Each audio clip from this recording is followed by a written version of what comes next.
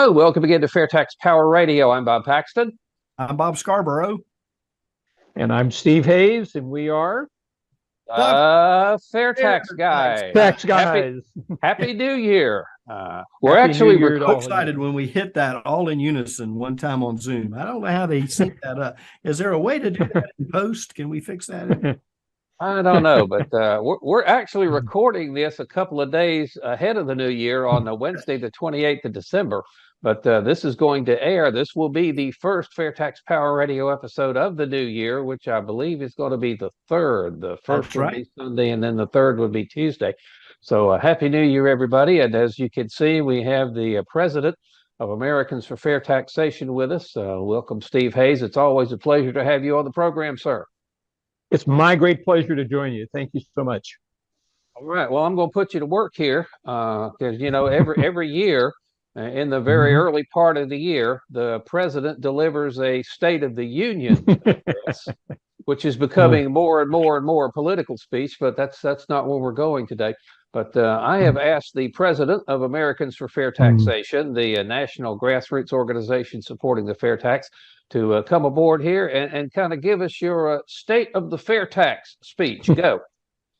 Well, we're seeing every day more reasons why that despite the incredible opposition by the bureaucrats and the ruling elite and most members of Congress, not all, that the fair tax is on, I believe, an inevitable path to having to be enacted. And I'll say that for a couple of reasons. One, Bob had shared with me earlier an article which I had read about Social Security. They're finally admitting it's going to run out of funding under the present system, that they're going to have to raise the rate higher than they thought.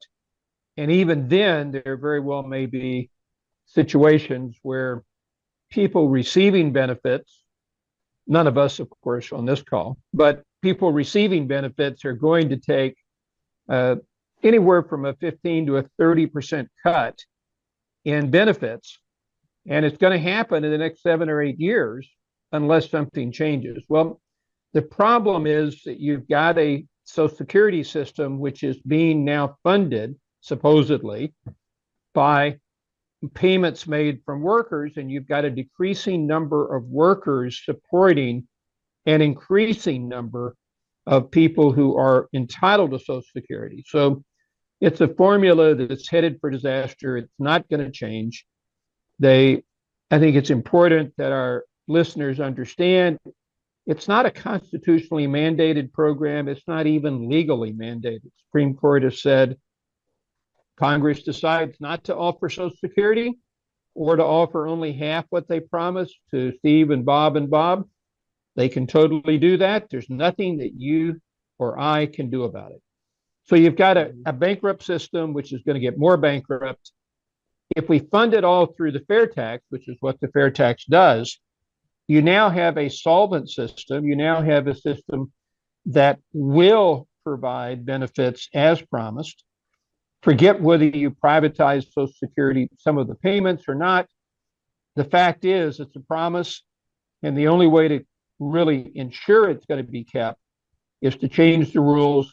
And we believe by doing it through the fair tax, it's going to make it much easier, and it's going to make it solvent so that people who are relying on Social Security, which a lot of our population is, are not going to find themselves having to move in with their kids because they got a reduction in benefits. The second thing that's happening is that Congress really doesn't know how to deal with the evasion problem of the present income tax. And so they make these. That's pretty apparent. $1 trillion a year goes uncollected. That's insane. It's at least that. It's probably going to be another 250 billion on top of that for this year when the real numbers are calculated. The IRS admitted $1 trillion, but we both know that they're not going to admit what's really there because the system is just broken. But what you've got are people looking at saying, okay, well, you've got people wanting to cut it. And they say, well, there are a lot of sales going on by individuals like Bob Scarborough sells Steve Hayes, radio equipment or whatever. And he doesn't report the income because he sells me $1,000, $1,200 of radio equipment. I pay him on PayPal and he doesn't report it. Well, we're going to stop the Scarboroughs of the world from doing that. So what we're going to do is we're going to put in a requirement that if you make one sale on PayPal, using PayPal, Venmo, Etsy, eBay, whatever it is, we're going to require them to send Scarborough a 1099. And now Scarborough is going to be looking at this saying, I need to report this. And Bob, of course, makes all his money off W-2 in my examples. So he has a very simple tax return until he gets to 1099, because now he has to file a new Schedule C addendum, and he has to outline what it is that he paid, because he didn't make $1,200. He might have made $200 if it was new, but he has to do that. And I want to ask you, gentlemen, what are the chances of the IRS, so efficient as they are, of actually picking that up and you're not getting a computer-generated letter, Bob Scarborough, that says, yeah, you received $1,200 income, you owe another $180 in tax?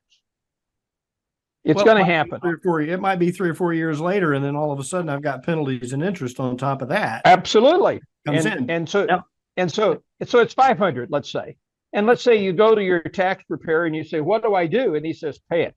What do you mean pay it? I don't know it. Because if you're in that loop with the computer and you need to get me involved, it's going to cost you 4 times that for me to get involved. So it's another form of extortion. The same thing they tried to do because they felt like all of us were cheating. So they wanted to get access to all the information and transactions in our bank accounts, as you recall. Mm-hmm. That got such an uproar that they backed out of that. But all of those things, to be fair, are necessary if you're going to try to make a broken system work any better on evasion, but they're just not going to be tolerated by the American people. That's why the IRS announced they're going to wait a year. In other words, 2023 sales are the only ones that have to be reported by these vendors. And eventually, I think they're going to drop it because there's already bills in Congress to drop it. Yeah. So what you've got is a broken system. It's not something that's going to be fixed. So I think the State of the Union is that if we hold on and continue to let people see there's a real solution, that it's going to come. It's a change that has to come. And there's lots of other economic reasons, but I'm emboldened by that. But I have to tell you, you remember Samuel Adams in the American Revolution? And one of the things, I read a biography of him. Paxton probably knew him personally. But anyway, Ronald Reagan did. I didn't. But basically, yeah, he knew Jefferson. But basically, the thing that was told about Adams is he was trying to promote separation from the British. So when the Stamp Act, which was a very, very hated act, was repealed, it was said Adams cried. And the reason he cried was because he wanted them to be so oppressive that everybody would realize the only solution was to leave. And to some extent, I would the same way when I saw they were delaying the 1099-Ks, not because I want people to hurt, but because I would love it if we had a whole new army of people who presently have not been involved, see how ridiculous this present system is. And how they did with the 87,000 new agents they're hiring. Well, yeah, and they're gonna look for something for them to do. So Scarborough and Paxton and Hayes may look forward to a visit that we wouldn't have had before, because they got to have something to do. They can't just all sit around. Well, they can, but they probably aren't going to just all sit around and have coffee. They're going to actually have to do something. And what better than to go drink Scarborough's coffee while they audit him? I always got a 16-ounce mug of coffee with me. All 3 a day, 3 or 4 a day. Well, they'd get your one if they came to my house. The thing about the 1099 for Venmo and all of that, in my business, I pay a couple of people, gig workers, if you will, through because that's the way they would rather be paid. Now, the interbank transfer that doesn't cost anybody anything is Zelle, which most banks are secured with through an almost like a wire transfer that's not a wire transfer. It's through Zelle. Zelle runs inside the banking system.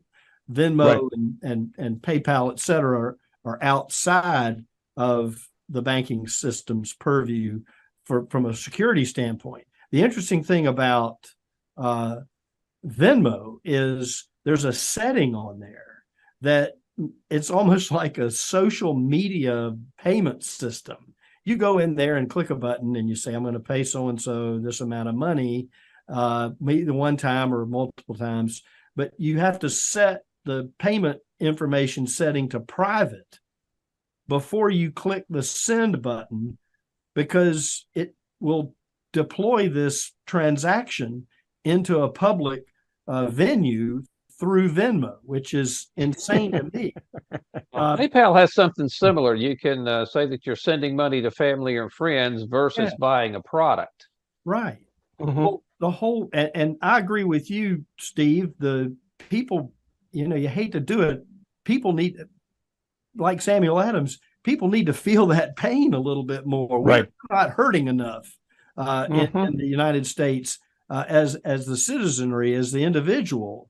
And I think the hammer is getting ready to come down on our heads collectively from a number of different angles, whether it be inflation or whether it be the IRS or whether it be, an infiltration of immigrants coming across our southern border. Whether you believe it's closed or open, it doesn't matter. But there's the point I want to make right now. If you have 14 more thousand people over an interval of time coming in, whether it's a day, a week, or a month, they've got to do something. Are they going to have some money? Probably. Would they fit into a scenario where the fair tax would not benefit all those things that we've talked about, failing Social Security, shouldering up Medicare, et cetera? If we're going to have all these folks coming to the party that is the United States of America, and I don't mean Democrat or Republican Party, I mean the party. Everybody wants to come to America. Wouldn't it be a great time to have a tax on consumption in place as opposed to an income tax? It would be tremendous because, frankly, for many of those people, that's all the tax they're going to pay is on consumption, because they're going to be paid, unfortunately or fortunately, but right now in cash in many cases. And they're not going to report it. They're not going to file an income tax return. And so therefore the consumption tax, and that's, why the states are obviously keeping their sales tax. And if we had a federal sales tax, then those people that are here, that are using our services, but aren't really contributing to the cost of those services, suddenly all contribute. Exactly. Just like the rest of us. Do you think that there would be like a local sales tax in that regard to some of the municipalities that are being impacted by the traveling of the migrants that are now crossing into our country? I think they certainly could be added to the federal sales tax. Absolutely.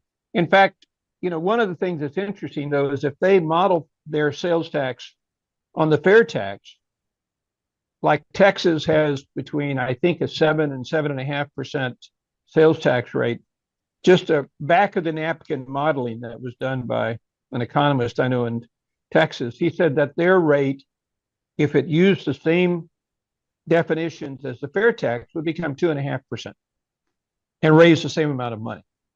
So I think you're going to find that they're going to use the fair tax and they're going to have their own sales tax, but it's going to be a combined number much lower than if you took their gross sales tax and added it on. It's not going to be the same. The other question. Go ahead. Go ahead. Finish No, that. no, go. Kind of question. I was just going to say the other thing is more and more states, including Texas, are looking at reducing property tax by increasing their sales tax. And that benefits the residents of the state for sure. That's right. Mm-hmm. Now, the question I have, I've asked this before of a lot of people. How is it that Washington, the folks that are in Congress, what's the trigger point that they say we need to do this? Because are they I think they understand that there's rumblings out there about a tax on consumption through the fair tax, but for some reason they don't want to change their game because they need it in order to fund their reelection efforts and maybe pad their pockets in some other way, which we know takes place with the lobbyist concern and that type of thing. At what point does it pivot over to them saying, okay, Uncle, we need to do this? Do they have to figure out how to keep their cash flow going into their machine using a model like the fair tax? That's what, and it's funny because Russell Long was a longtime Senate finance chairman, and I met him when he was in his 80s. He was still in D.C. Very, very nice gentleman, and I was supposed to talk to him about the fair tax, and I did, and he had this little smile on his face as I was going through it. He actually knew about the consumption tax, and he was telling me, he said, Steve, if you think coming up to DC and telling people why it makes sense to change tax systems is going to work, he says, that makes as much sense as, trying to date somebody in a nunnery. He said, it just doesn't make sense. You got to make us feel the heat. And he said, if you don't make us feel the heat, we're not going to do anything. And I think that's a lot of what we need to do, Bob, is make them feel the heat. But the other thing Russell told me was the reason he thought ultimately they would go to this system. And Charlie Rangel, who's no longer there, told me the same thing in the 90s, that the reason eventually they would have to move to this system, it was the only way they could collect enough revenue to fund the programs that they had committed to. I've often thought about at the time of the season when the spending is being negotiated and the Appropriations Committee has, and all of what we just went through at the end of the year. They knew for 9 months that September 30th was coming, and they kicked it down for another 90 days. And then they had to go another 2 weeks, and finally they jammed this $1.7 trillion spending bill down the throats of the American people. Without any, and so much pork in it that you could be cooking from down here in North Carolina, and probably open your window down there, Bob, in Florida, and the damn thing blowing up Washington. But that was the only way they could get it done, because everybody said, well, I need that bridge named after me over in. I need some studies done on some mole crickets, and so. What happens to all of that if the tax on consumption replaces the income tax? They get more money to spend, right? Well, and that's what I've been told by some members over the years, is that the one thing that they think I should be aware of, and that all of us should be aware of, is that the fair tax is going to generate a lot more income into DC, because it's going to put the economy on jet fuel, not on kerosene like it has been, where it barely runs, but on jet fuel. And so they think it's going to generate a lot more income. And that's going to be a situation, because the fair tax doesn't tell them to be smart. It simply says, here's the money. Right. You guys have to decide how to spend it. And that is an issue that I think some members have legitimately raised. And the fact the Sununu, who was Gerald Ford's chief of staff, told me that he was not for it because he felt like it would just go to Congress, and he says they're all a bunch of drunken sailors. They're just going to throw money away. Right. And I said, well, don't let the enemy I mean, the perfect be the enemy of the good. And he laughed and patted me on the back and said, well, thank you for working on it, or something like that. And basically, they kind of tell you, give you lip service to it, and right in front of you they go, well, this is really wonderful, and we'll be blah blah. And however, they get up there and they're they're inoculated with whatever it is that they are drinking up there, smoking or whatever. All right, and they do that, but they still have to get reelected. Yeah, and they hate it because people like you and I can determine their future. They hate it. They know if they go to Congress, almost all of them, and they're making $175,000 a year, in 10 years, with all the expenses, they're going to be a millionaire because they're given opportunities to make investments. They're given all these other opportunities. Their wife gets a job making the same amount of money, whether she works at it or not. All of these things are happening. So they really want to have that security. They want to have that. And they really do feel the heat at the ballot, even though it's so unfair. If you listen to them talk without filters, they don't want to meet their constituents. They don't want to hear what Hayes or Scarborough or Paxton have to say. And not all of them, but almost all of them. Because when they got elected to Congress, and as far as they're concerned, it's a proven fact, their IQ went up 25 points. and they know more about what we need than we do. That's right. So, because they're smarter than we are. Of course. So they think. Yeah.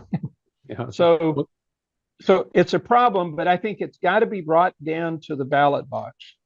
Right. And the combination of that plus the realization, look, we've always had lobbyists. We've always had lobbyists paying members of Congress, okay? Since Washington's time, okay?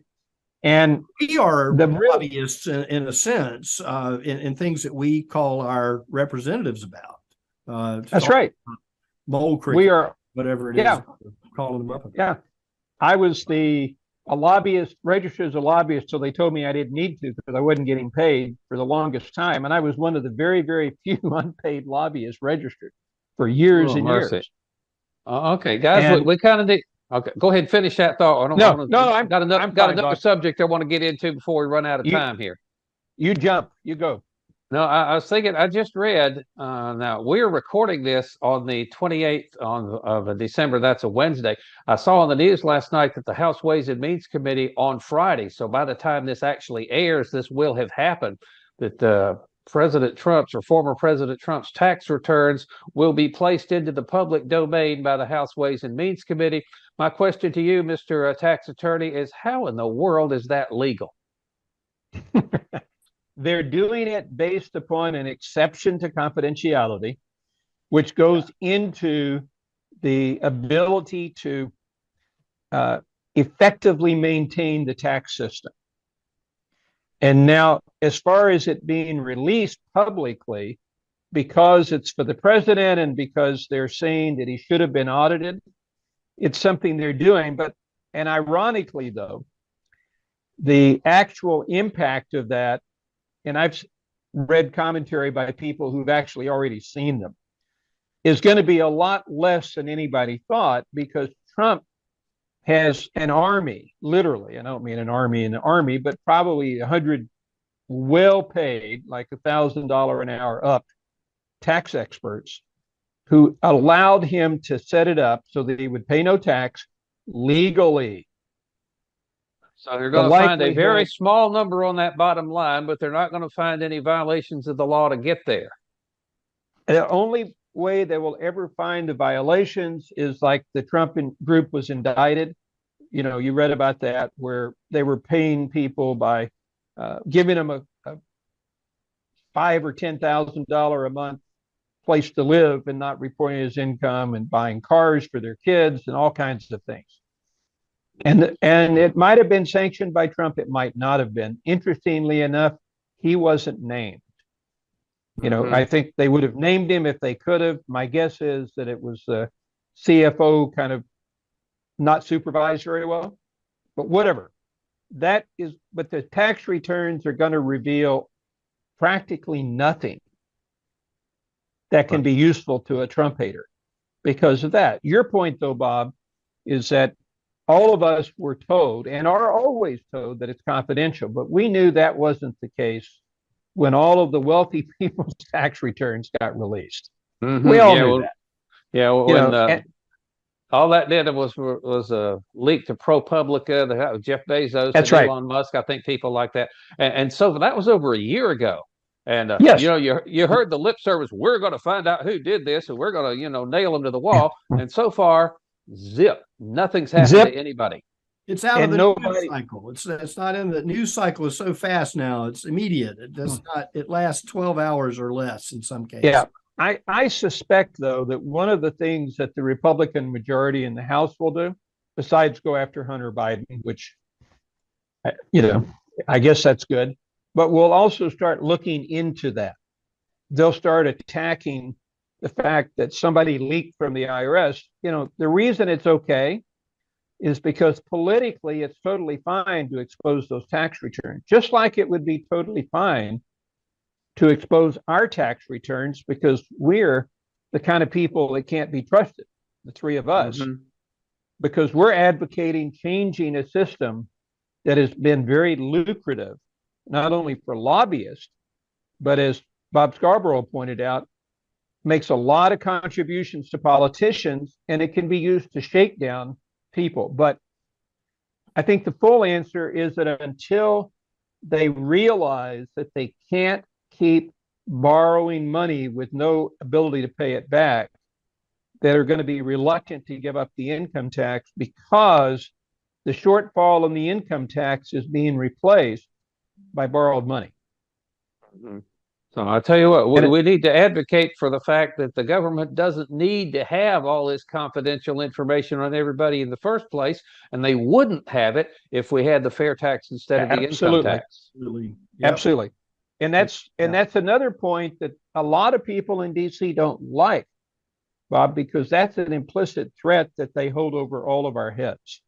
Not only the idea of giving us an audit, tax audit, but if you don't play along the way you should, there's nothing saying that your tax return can't get out. Now, I don't really care if mine goes out. Do you?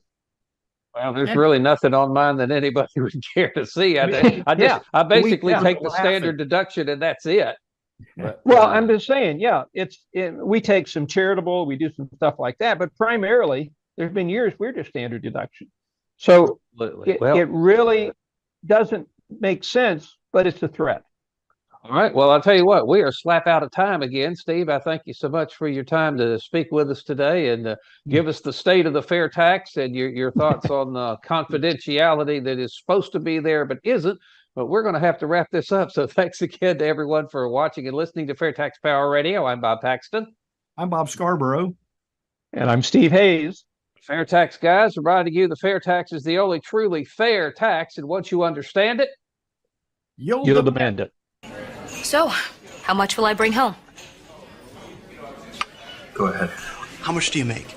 We'll just say 40,000. Okay, keep it simple. Throw out the deductions, all that stuff. So, you got your 40K, right? Now the first 8,000 is going to be taxed at 10%. The 8 to 33,000 is going to be taxed at 15%, and the 33 to 40, of course, is 25%. So that brings your total to $6,345. Okay, so the average is what? 16%. Okay, and then on top of that, you got Medicare, which is 1.5%, and then of course your Social Security, which is 6.2%. So actually, your new total is $9,405. Which is 23.65%. You're getting it. You're getting it. Don't even get me started on what the boss has to pay. He's got to pay a portion of your taxes as well, so you don't have to. Right. And you? Oh, you'd bring home every penny.